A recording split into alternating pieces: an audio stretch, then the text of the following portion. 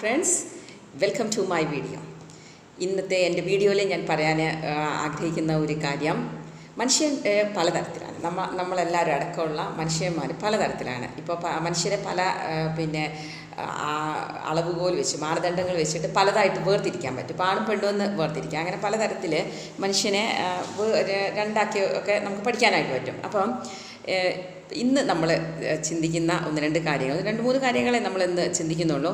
അത് pessimist, optimist എന്നിങ്ങനെ വേർതിരിച്ച് മനുഷ്യനെ പഠിച്ചു കഴിഞ്ഞാൽ നമ്മൾ ഇത് കേൾക്കുന്ന നിങ്ങൾ ഏത് വിഭാഗത്തിലാണ് പെടുക എന്നുള്ളതാണ് നമ്മൾ ഒന്ന് ചിന്തിക്കുന്നത്. പിന്നെ നമ്മൾ പെസിമിസ്റ്റ് ആണോ ഒപ്റ്റിമിസ്റ്റ് ആണോ എന്നുള്ളതൊക്കെ നമുക്ക് ഇന്നത്തെ വീഡിയോ കണ്ടു കഴിഞ്ഞാൽ കുറച്ച് മനസ്സിലാകും. നമുക്ക് ഭാവനയുണ്ടോ, നമ്മൾ ക്രിയേറ്റീവായിട്ട് ചിന്തിക്കുന്ന ആൾക്കാരാണോ എന്നൊക്കെ ഇന്നത്തെ വീഡിയോ കണ്ടു കഴിഞ്ഞാൽ നിങ്ങൾക്ക് മനസ്സിലാകും. അപ്പോൾ നിങ്ങൾ ഇന്ന് ഈ വീഡിയോ വളരെ സൂക്ഷ്മമായിട്ട് കാണുക, കേൾക്കുക. അപ്പോൾ എന്താണ് ഈ പെസിമിസ്റ്റ് ചിന്താഗതി എന്ന് പറഞ്ഞു കഴിഞ്ഞാൽ, എന്ത് കാര്യത്തിലും നമ്മുടെ ചുറ്റുപാട് നമ്മൾ ഇടപെടുന്ന എന്ത് കാര്യങ്ങളിലും ദോഷകരമായ കാര്യങ്ങൾ, ദോഷൈകതിക്ക് എന്നാണ് നമ്മളിതിന് പറയുക, എന്ത് കാര്യങ്ങളിലുമുള്ള ദോഷവശങ്ങൾ മാത്രം എടുത്തു കാണുന്ന, അല്ലെങ്കിൽ അത് മാത്രം നമ്മുടെ ശ്രദ്ധയിൽ കൊണ്ടുവന്ന് അത് കൃത്യമായി അതിൽ മാത്രം നമ്മൾ ശ്രദ്ധിക്കുന്നുണ്ട് എങ്കിൽ നമ്മളൊരു പെസിമിസ്റ്റ് ചിന്താഗതിക്കാരനാണ്. അപ്പോൾ ഒപ്റ്റിമിസ്റ്റ് എന്ന് പറഞ്ഞാൽ എന്താണ്? വളരെ ശുഭാപ്തി വിശ്വാസത്തോടെ, അല്ലെങ്കിൽ നമ്മുടെ ചുറ്റും നടക്കുന്ന നമ്മൾ ഇടപെടുന്ന കാര്യങ്ങളിലുള്ള നന്മകൾ വളരെ പെട്ടെന്ന് തന്നെ ഉൾക്കൊള്ളുകയും അത് കാണുകയും അത് അഭിനന്ദിക്കുകയും ഒക്കെ ചെയ്യുകയാണെങ്കിൽ നമ്മളൊരു ഒപ്റ്റിമിസ്റ്റിക് ആയിട്ടുള്ള ആളാണ് എന്ന് പറയാം. ഇനി അപ്പോൾ ഞാൻ ഈ സമയത്ത് ഒരു കഥ എനിക്ക് ഓർമ്മ വരുന്നുണ്ട്. അപ്പം മുല്ല നസ്രുദ്ദീൻ എന്ന് പറയുന്ന ഒരു വ്യക്തി വളരെ പ്രസിദ്ധനായ ആളാണല്ലോ. അദ്ദേഹത്തെക്കുറിച്ചുള്ളൊരു കഥ എൻ്റെ ഒരു സുഹൃത്ത് എന്നോട് പറഞ്ഞ കഥയാണ് ഞാൻ പറയുന്നത്. എൻ്റെ സ്വന്തം കഥയല്ല, ഞാനിത് കേട്ട കഥയാണ് കേട്ടോ. അപ്പോൾ എന്നോട് ഇങ്ങനെ പറഞ്ഞ കഥ നിങ്ങളോട് പറയുകയാണ്. ഈ മുല്ല നസ്രുദ്ദീൻ ഒരു ദിവസം ഇങ്ങനെ ഇരുന്ന് കരഞ്ഞുകൊണ്ടിരിക്കുകയാണ്. അപ്പം അദ്ദേഹത്തിൻ്റെ സുഹൃത്ത് അദ്ദേഹത്തോട് വന്നിട്ട് ചോദിച്ചു, എന്തിനാ നീ കരയുന്നത്, എന്ത് പറ്റി മുല്ല എന്ന് ചോദിച്ചു. അപ്പോൾ അദ്ദേഹം പറഞ്ഞു, അയ്യോ, കഴിഞ്ഞ മാസം എൻ്റെ അമ്മാവൻ മരിച്ചുപോയി. അദ്ദേഹം വളരെ സ്വത്തുള്ള ഒരാളായിരുന്നു. അദ്ദേഹത്തിൻ്റെ സ്വത്തെല്ലാം എൻ്റെ പേരിൽ എഴുതി വെച്ചിട്ടാണ് മരിച്ചുപോയത്. അപ്പോൾ ഈ സുഹൃത്ത് പറഞ്ഞു, അതിനെന്താ മുല്ല, അദ്ദേഹത്തിന് പ്രായം 90 വയസ്സായിട്ടുണ്ടല്ലോ. അദ്ദേഹം വളരെ ഈ ലോകത്ത് എല്ലാ ചെയ്യേണ്ട കാര്യങ്ങളൊക്കെ ചെയ്ത് നന്നായിട്ട് ജീവിച്ചിട്ടുള്ള ഒരു വ്യക്തിയാണ്. അദ്ദേഹം സ്വത്തെല്ലാം നിൻ്റെ പേരിൽ എഴുതി വെച്ചിട്ട് വളരെ പ്രായമായിട്ടാണല്ലോ മരിച്ചുപോയത് എന്ന് പറഞ്ഞു. അപ്പോൾ അപ്പോഴേക്കും മുല്ല നസ്രുദ്ദീൻ്റെ കരച്ചിലിൻ്റെ ആക്കമൊന്ന് കൂടി, അദ്ദേഹം പൊട്ടിക്കരയാൻ തുടങ്ങി.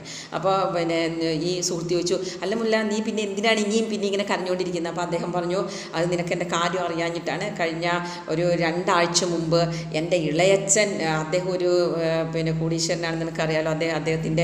അദ്ദേഹവും സ്വത്തെല്ലാം എൻ്റെ പേരിൽ എഴുതി വെച്ച് അദ്ദേഹവും മരിച്ചുപോയി. അപ്പോൾ ഈ സുഹൃത്ത് പറഞ്ഞു, സ്വത്തെല്ലാം നിൻ്റെ പേരിൽ എഴുതി വെച്ചിട്ടല്ലേ മരിച്ചുപോയത്? അത് മാത്രമല്ല, അദ്ദേഹത്തിന് 87 വയസ്സുണ്ടല്ലോ.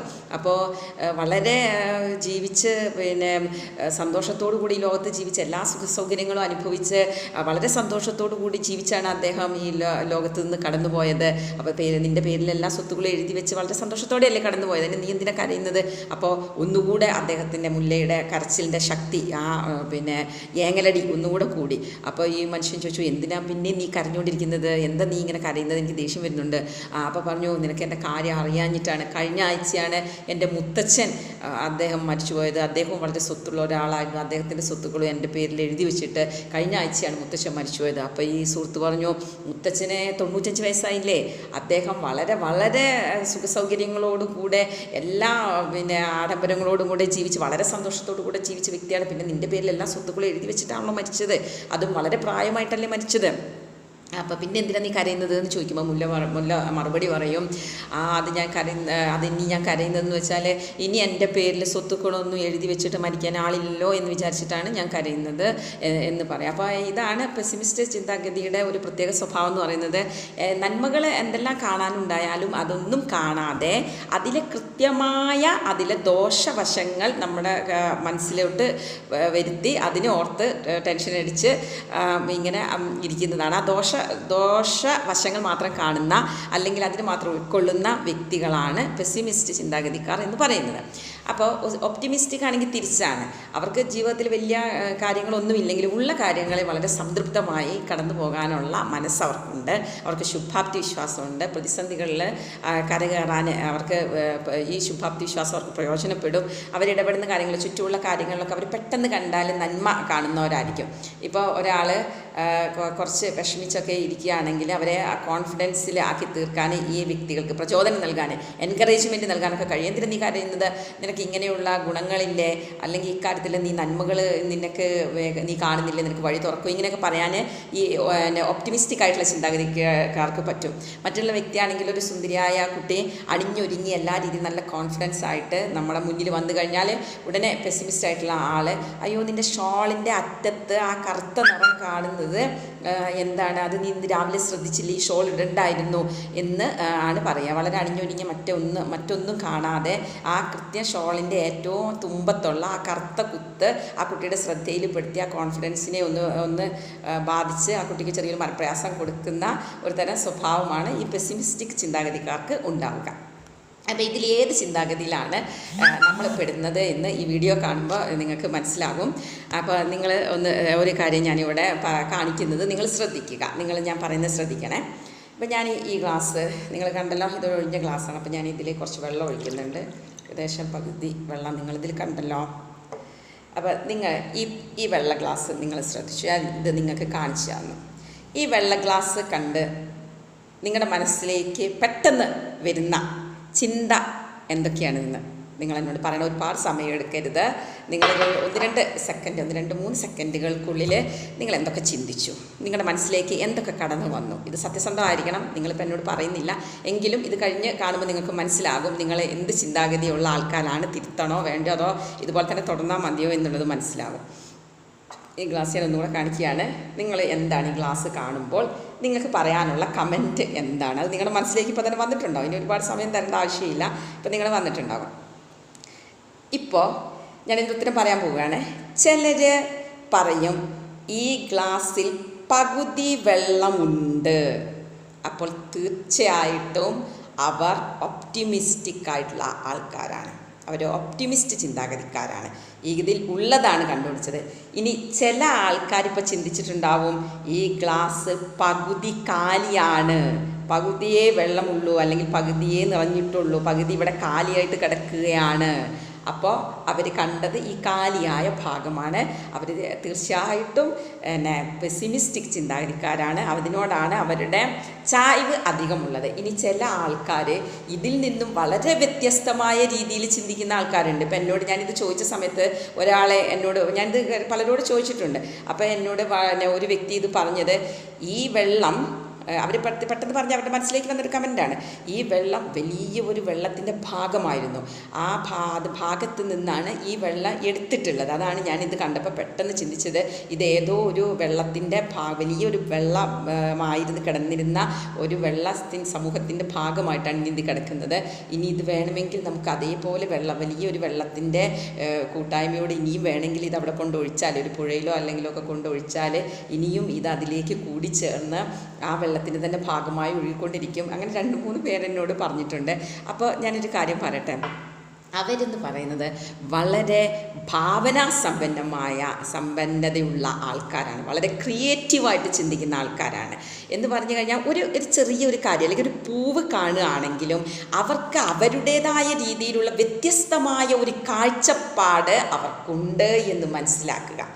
അപ്പോൾ അവരാണ് ഈ കവികളും പിന്നെ വളരെ ഭാവനാസമ്പന്നരായ സാഹിത്യകാരന്മാരും ഒക്കെ ആയിട്ട് മാറുന്നത്. അവരെത്രയും പെട്ടെന്ന് രംഗത്ത് ഇറങ്ങണം, അവർക്ക് വളരെ ഭാവിയുണ്ട്. പിന്നെ എത്രയും പെട്ടെന്ന് രംഗത്തിറങ്ങി അവരുടെ കഴിവുകൾ കണ്ടെത്തി അവരുടെ ക്രിയേറ്റിവിറ്റി ഉപയോഗിച്ച് പല മേഖലകളിൽ അവരെ ഉപയോഗപ്പെടാനായിട്ടുണ്ട്. അപ്പോൾ അവരത് എത്രയും പെട്ടെന്ന് ചെയ്യണം.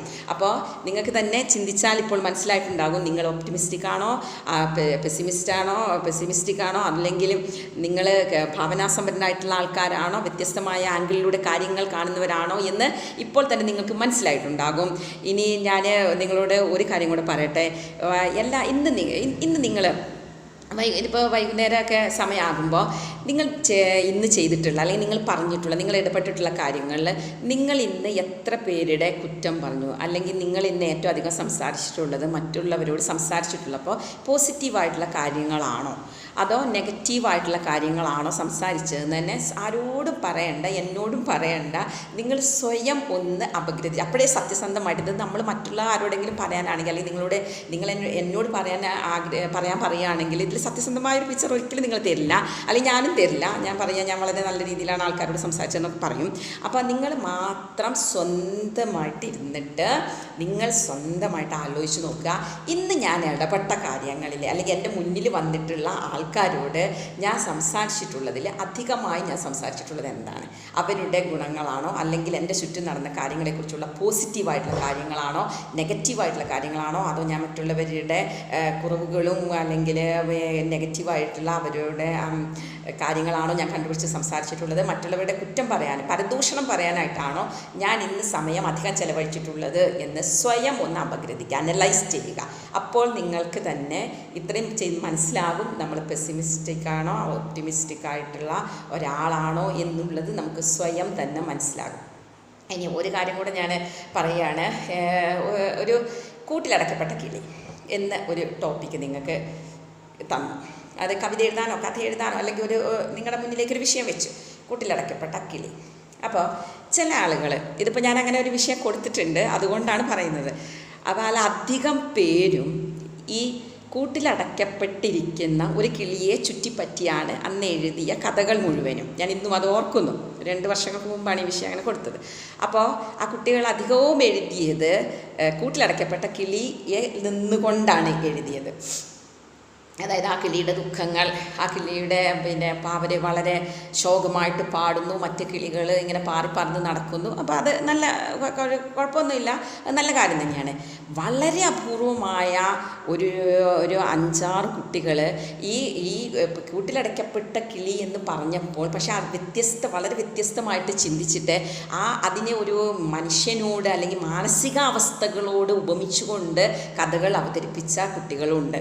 എന്ന് പറഞ്ഞാൽ വളരെ വ്യത്യസ്തമായിട്ട് അവരുടെ സാഹചര്യങ്ങൾ കൊണ്ട് അല്ലെങ്കിൽ അവരുടെ ദുഃഖ അന്തരീക്ഷങ്ങൾ കൊണ്ട് മാനസികമായി അടയ്ക്കപ്പെട്ട് മറ്റുള്ള ആൾക്കാരോട് സാമൂഹ്യ അകലം പാലിച്ചുകൊണ്ട് സ്വന്തമായ രീതിയിൽ അടയ്ക്കപ്പെട്ടുകൊണ്ട് ജീവിക്കുന്ന ജീവിതങ്ങളെ നോക്കി അങ്ങനെ കഥ എഴുതിയ കുട്ടികളുണ്ട്. ഇനി ചില ആൾക്കാർ ചില വളരെ അത്യപൂർവമായിട്ടുള്ള 1-2 പേര് അവർക്ക് പിന്നെ എന്ത് സംഭവിച്ചു, ഇതിൽ നിന്ന് ഈ അടയ്ക്കപ്പെട്ട അവസ്ഥയിൽ നിന്ന് പുറത്തു വന്നതിന് ശേഷം, പുറത്തു വരാൻ അവർ കഴിക്കുന്ന അവരുടെ അറ്റംപ്റ്റുകൾ, അതല്ലെങ്കിൽ അത് കഴിഞ്ഞതിന് ശേഷം അവർക്ക് എന്ത് സംഭവിച്ചു, പിന്നീട് അവരുള്ള ജീവിതം എന്താണ്, ഇനി അവരെങ്ങോട്ടാണ് പോകുന്നത് ഒക്കെ തുടങ്ങി. അതൊരു 1-2 പേര് മാത്രമാണ് എൻ്റെ ഓർമ്മയിൽ അങ്ങനെയാണ് വരുന്നത്.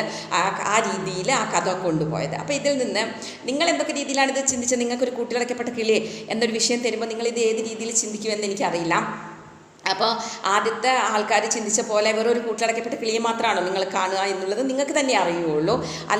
അതല്ല നിങ്ങൾ കുറച്ചും കൂടെ ഒരു ഭാവനാസമ്പന്നമായിട്ടും ഒരു മാനസിക തലങ്ങളിലേക്കൊക്കെ ഇറങ്ങി ഒരു വ്യത്യസ്ത ആംഗിളിൽ അത് കാണുമോ, അതോ കുറച്ചുകൂടി ഡീപ്പായിട്ട് അത് ചിന്തിച്ചുകൊണ്ട് പിന്നെ എന്ത് സംഭവിക്കും, ഇനി അതിൽ നിന്ന് കരകയറാൻ എന്താണ് വഴി, കയറി കഴിഞ്ഞതിന് ശേഷം എന്താണ് വഴി എന്ന് വളരെ ഡീപ്പായിട്ട് നിങ്ങൾ ചിന്തിച്ചോ? ഇതൊക്കെ നിങ്ങൾക്ക് തന്നെ ഇപ്പോൾ അറിയുമായിരിക്കും. നിങ്ങൾ അല്ലെങ്കിൽ എന്ത് രീതിയിൽ ചിന്തിക്കുമെന്നുള്ളത് ഇങ്ങനെ ഒരു വിഷയം കിട്ടിയാൽ ഇപ്പോൾ നിങ്ങൾക്ക് കാര്യങ്ങൾ വളരെ ഇതിനകം തന്നെ വ്യക്തമായെന്ന് എനിക്ക് മനസ്സിലായിട്ടുണ്ട്. അപ്പോൾ സാധാരണമായിട്ടുള്ള ഒരു വ്യക്തിയാണെങ്കിൽ എന്ത് ചിന്തിച്ചിട്ടുണ്ടാകും? കിളി ഇങ്ങനെ കൂട്ടിലടയ്ക്കപ്പെട്ടിരിക്കുന്നു, അതിന് ഭയങ്കര ദുഃഖമുണ്ട്, അതിൻ്റെ ചുറ്റും ഇങ്ങനെ പാറിപ്പറന്ന് നടക്കുന്ന ആൾക്കാരുണ്ട്, അത് ഇങ്ങനെ ആ കൂട്ടിൽ നിന്ന് രക്ഷപ്പെടാൻ ആഗ്രഹിക്കുന്നുണ്ട് എന്ന് ചിന്തിക്കുന്നത്. അതിന് യാതൊരു തെറ്റുമില്ല. അതൊരു ഒപ്റ്റിമിസ്റ്റിക്കോ പെസിമിസ്റ്റിക്കോ ആണെന്നുള്ളതിനൊന്നും കുറിച്ചൊന്നും പറയാനല്ല. ആ വ്യക്തികൾ സാധാരണ രീതിയിൽ ഒരു കാര്യത്തെ വസ്തുനിഷ്ഠമായിട്ട് കാണുന്നു, വ്യത്യസ്ത ആംഗിളുകളിലൊന്നും നിരീക്ഷിക്കുന്നില്ല, വസ്തുനിഷ്ഠമായിട്ട് ആ കാര്യങ്ങളെ കാണാൻ ആഗ്രഹിക്കുന്ന ആളുകളാണ്. ഇനി രണ്ടാമത്തെ ആളുകൾ എന്ന് പറയുന്നത് അതിൻ്റെ കുറച്ചുകൂടെ മാനസിക തലങ്ങളിലേക്ക് ഇറങ്ങിച്ചെന്ന് അല്ലെങ്കിൽ വ്യത്യസ്തമായ വീക്ഷണകോണുകളിലേക്ക് ഇറങ്ങിച്ചെന്ന് ആ കാര്യത്തെ കാണാൻ കഴിവുള്ളവരാണ്.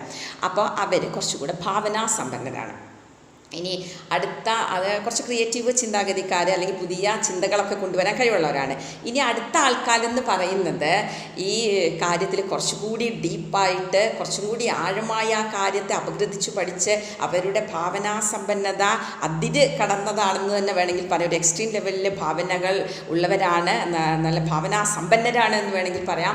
അവരും എത്രയും പെട്ടെന്ന് ഫീൽഡിൽ ഇറങ്ങേണ്ടതാണ്. വളരെ അനേക ആളുകൾക്ക് അവരുടെ കഴിവുകൾ പ്രയോജനപ്പെടുത്തേണ്ടതാണ്. അപ്പോൾ നിങ്ങളെ തന്നെ തിരിച്ചറിഞ്ഞു എന്ന് ഞാൻ പ്രതീക്ഷിക്കുന്നു. ഇതുപോലെയുള്ള ഉപകാരപ്രദമായ വീഡിയോകളായിട്ട് ഇനിയും വരാം. അതുവരെയും ബൈ.